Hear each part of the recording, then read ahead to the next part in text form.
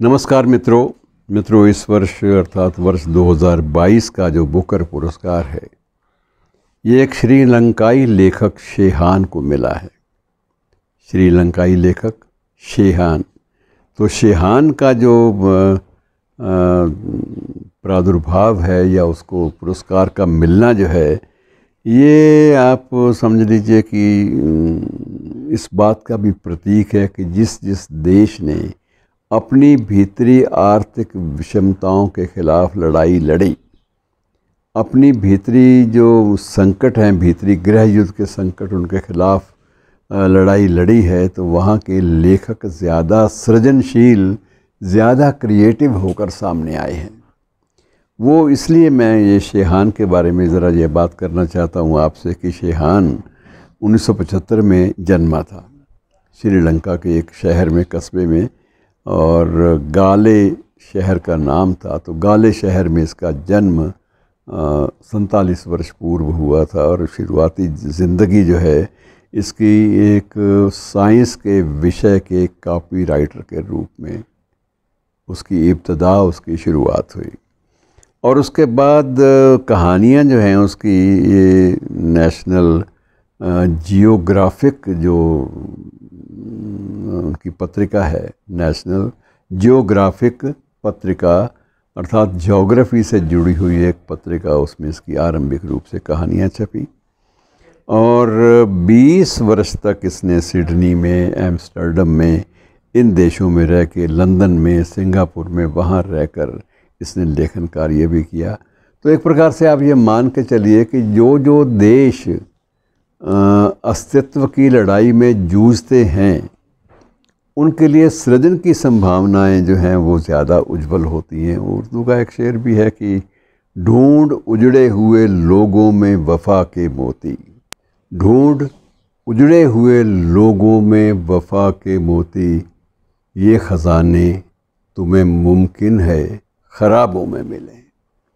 ये ख़ज़ाने तुझे मुमकिन है ख़राबों में मिले। कहीं तुझे शब्द है तो कहीं तुम्हें शब्द है, पहुंचता एक ही जगह पे है। तो ये होता है कई बार कि जहाँ ज़्यादा तबाही हुई होती है, जहाँ ज़्यादा इस प्रकार से अस्तित्व की, एग्जिस्टेंस की लड़ाई या जुझारूपन ज़्यादा नज़र आता है, वहाँ सृजन की संभावनाएं भी ज़्यादा नज़र आती हैं, बलवती होती हैं।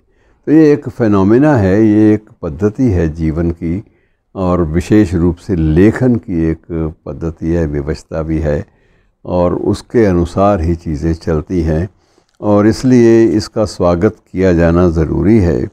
और सबसे बड़ी बात है कि ये एक प्रयोगधर्मी लेखक भी है, और प्रयोगधर्मी लेखक में इनकी एक कृति है, उस कृति में विशेष रूप से एक उपन्यास का जिक्र है। वो उपन्यास एक मृत फ़ोटोग्राफ़र के बारे में है, जिसकी डेथ हो चुकी है। मृत फ़ोटोग्राफ़र के बारे में है, और मृत फ़ोटोग्राफ़र जो है वो एक सप्ताह के लिए ज़िंदा उठता है। एक सप्ताह के लिए वह दिवंगत फ़ोटोग्राफ़र फिर से ज़िंदा हो जाता है। कल्पनाशीलता है इसमें, लेकिन कल्पनाशीलता में संभावनाएं जो हैं वो पूरी रखी गई हैं। वो दोबारा ज़िंदा हो जाता है, और वह दोस्तों से एक ही आग्रह करता है कि उसकी तस्वीर खोजें और युद्ध की हकीकत पर काम करें। युद्ध में क्या क्या हुआ उसकी तह तक पहुंचने का प्रयास करें, और उन सारी के सारी युद्ध की कहानियों को उजागर करने का प्रयास करें। ये प्रेरणा एक फ़ोटोग्राफ़र जो कि दिवंगत हो चुका है और पुनर्जीवित हो रहा है, उसके द्वारा दी जाती है। तो मित्रों, ये कल्पनाशीलता पर तो आधारित है, लेकिन विचारों में खलबली पैदा करने में समर्थ है। और ऐसे ही कथानक इन्होंने और भी कुछ दिए हैं जिनमें कल्पनाशीलता के साथ साथ कुछ जो समय की मांग के अनुसार जो बातें हैं उनको भी सृजन के लिए एक चुनौती के रूप में सामने लाया गया है। और इसलिए इस लेखक को इसका स्वागत किया जाना चाहिए। और सही बात तो ये थी कि एक स्टेज पर आकर लेखक को स्वयं ये लगा, लेखक शेहान को, कहीं ना कहीं हम लोग अपनी जो आसपास की जो गृह युद्ध की स्थितियां थी या संकट थे भीतरी, उनको पूरी तरह उजागर नहीं कर पा रहे।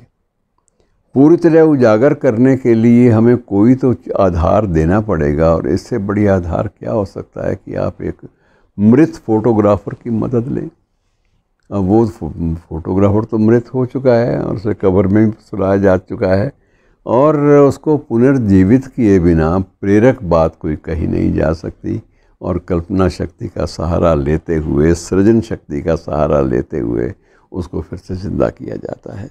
तो ये मित्रों, एक कथानक को एक नए ढंग से प्रस्तुत करना और उसके बाद उसके माध्यम से वैचारिक स्तर पर एक खलबली मचाना, ये ही सबसे बड़ी एक लेखक की उपलब्धि होती है। और इसीलिए कदाचित ये बुकर पुरस्कार के लिए उनका और उनकी पुस्तकों का चयन हुआ है। और सबसे बड़ी बात यह है कि जो देश अभी भी विकट आर्थिक विसंगतियों से जूझ रहा है, जिस देश में राष्ट्रपति को भी और वहाँ के शासक तंत्र के बहुत सारे बड़े दिग्गज लोगों को महल छोड़कर भागना भी पड़ा, जिस देश में ऐसी स्थितियां आ जाएं, उस देश में नैराश्य अर्थात निराशा का माहौल ज़्यादा घर कर जाता है। लेकिन इस खबर ने, बुकर पुरस्कार की खबर ने निश्चित रूप से पूरे विश्व का ध्यान भी इनकी ओर खींचा है, इन सारे परिस्थितियों की ओर, और पूरे विश्व में एक उस लेखक की सृजनशीलता को लेकर एक माहौल ऐसा पैदा हुआ है कि उसका स्वागत किया जाए। और वही नकारात्मकता, नेगेटिविटी जो अब तक आम आदमी के जहन में भी घर कर चुकी थी या घर करती जा रही थी, वो एक सकारात्मकता में बदल गई है कि नहीं, परिस्थितियां बदली भी जा सकती हैं, लेकिन यह है कि हम आंख नहीं मूंद सकते तथ्यों से, हमें उनको स्वीकार करना पड़ेगा, और स्वीकार करने के बाद नए सिरे से जूझना पड़ेगा, क्योंकि जूझना जो है ये व्यक्ति को, उसके जीवट को एक ऊर्जा देता है, एक एनर्जी देता है, जैसी एनर्जी शेहान को बुकर पुरस्कार के माध्यम से मिली।